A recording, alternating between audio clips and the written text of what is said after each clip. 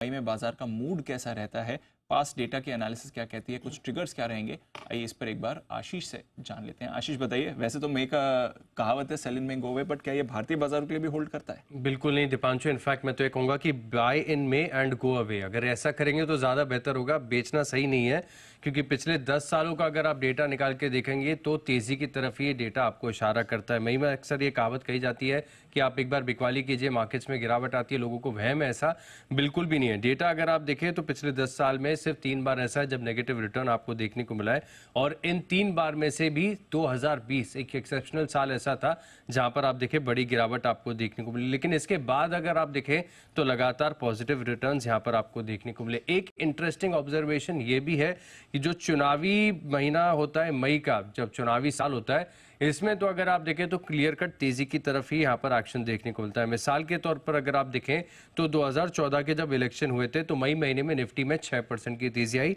Bank Nifty ने बड़ा तगड़ा आउट परफॉर्मेंस दिखाया, 14.5% के पॉजिटिव रिटर्न्स देखने को मिले।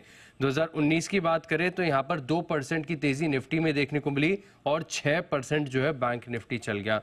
अब 2024 का देखना होगा हमें कि कैसा रहता है मई सीरीज और मई महीना पूरा, जहां पर निफ्टी का और बाद में बैंक निफ्टी का आउट परफॉर्मेंस का लगातार जो 3 बार की स्ट्रीक है बरकरार देखने को मिलती है कि नहीं, ये बड़ा सवाल है। लेकिन जैसे कि एक बार मैं आपको डेटा का फ्लो बता देता हूं। सबसे पहले 2022 का साल देखिए, जहां पर 4% की गिरावट आपको देखने को मिली थी। 2020 का कोविड का एक्सेप्शनल ईयर, जहां पर 11% तक निफ्टी बैंक निफ्टी में आपको गिरावट देखने को मिली, 11% बैंक निफ्टी में और 3.5% निफ्टी में। और 2015 भी था जहां पर आप देख सकते हैं कि निफ्टी फ्लैट रहा, लेकिन बैंक निफ्टी यहां पर भी तकरीबन 0.2% की गिरावट देखने को मिली। लेकिन बाकी सभी सालों में अगर आप देखें तो बाजार ने तेजी दिखाई है, और खास तौर पर तेजी और बैंक निफ्टी का आउट परफॉर्मेंस इलेक्शन वाले साल के जो मई महीना होता है इसमें क्लियर कट ट्रेंड नजर आता है। तो ये है आपके लिए पूरा ट्रेंड। ज्यादातर ट्रेंड तो इनफैक्ट मई में अच्छी परफॉर्मेंस ही दिखाता है। आशु जी, आप कौन से कैंप में आएंगे sir, buy in May and stay या sell in May and go away? Deepanshu, मैं उस कैंप में आऊंगा कि सबसे इंपॉर्टेंट चीज जो सबको ध्यान में रखनी चाहिए, जो हिस्ट्री ने हमें सिखाया है कि हिस्ट्री कभी रिपीट नहीं होती है।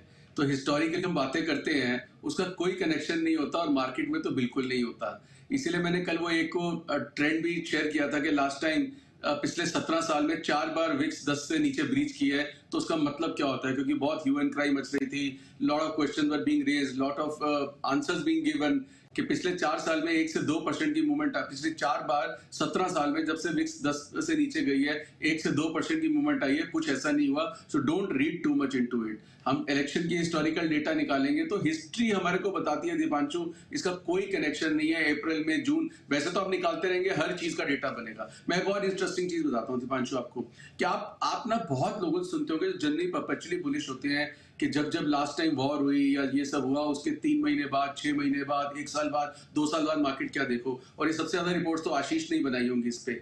मैं अगले 100 साल, 1000 साल के लिए बोल रहा हूं कि जब वॉर होगी उसके 3, 6, 1 साल बाद मार्केट तेजी होगा। जब कोविड जैसी कोई चीज आएगी उसके 3, 6 साल, 3, 6 महीने, 1 साल, 2 साल के बाद। It's a no brainer Deepanshu. क्या होता है मार्केट के अंदर, लोएस्ट रेट कब आते हैं कि जब आपका फियर सबसे ज्यादा हाई होता है, और fear of life is much more than the wealth care. Wealth क्या करनी, जान बचाओ। तो कब आता है, एक कोविड में हमने देखा कि जान ही नहीं रहेगी तो स्टॉक को क्या करने, तो लोएस्ट हमने देखी। या वॉर में होता है यार कि जिंदा बचेंगे कि नहीं बचेंगे, किस एक्सटेंट का डैमेज होगा, तो ये बचाएं या पहले अपनी जान बचाएं या वेल्थ बचाएं।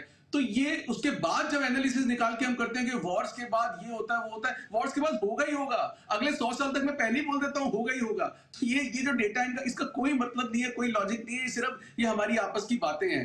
तो हिस्टोरिकली इसमें देखने की कोई जरूरत नहीं है। आजकल तो हिस्टोरिकली कभी डेली एक्सपायरी नहीं होती थी। पिछले 5 साल पहले इलेक्शन पे एक डेली एक्सपायरी होती थी, पिछले 10 साल पहले होती थी। पिछले 5 साल पहले जब हम बाकी डेटा की हम बात कर रहे हैं कि पिछले 4 साल में एक डेली एक्सपायरी, इतना मार्केट चेंज हो गया है। अगर हम इसको, वही मैंने भी क्या बोला था, जब तक हम इवॉल्व नहीं होंगे, हम इस नए चेंज को अडेप्ट नहीं होंगे और हम पुराने उससे बैगेज से निकलेंगे नहीं, हर ट्रेडर तो बिल्कुल मर जाएगा ऐसी मार्केट के अंदर अगर ऐसी चीजें करेगा या बातें करेगा। तो मेरे को उससे कुछ लेना देना नहीं है। मे का डेटा जिस तरह से बनेगा, जिस तरह के प्रोजेक्शंस बनेंगे, जिस तरह के इलेक्शन में, मैंने बोला इलेक्शन में जीतना भी है, बीच में नर्वसनेस के बाउट्स पे आएंगे, तो इतना कुछ है इस मार्केट के अंदर समझ के करने के लिए।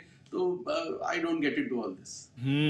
तो डेटा पे ना जाए, अपनी अकल लगाएं, but of course reference point तो यही दिखा रहा है कि मई का महीना अच्छा रहता है मोर ऑफन देन नॉट हमारे बाजारों के लिए। तो सेल इन में गो अवे भारतीय बाजारों के लिए उतना बड़ी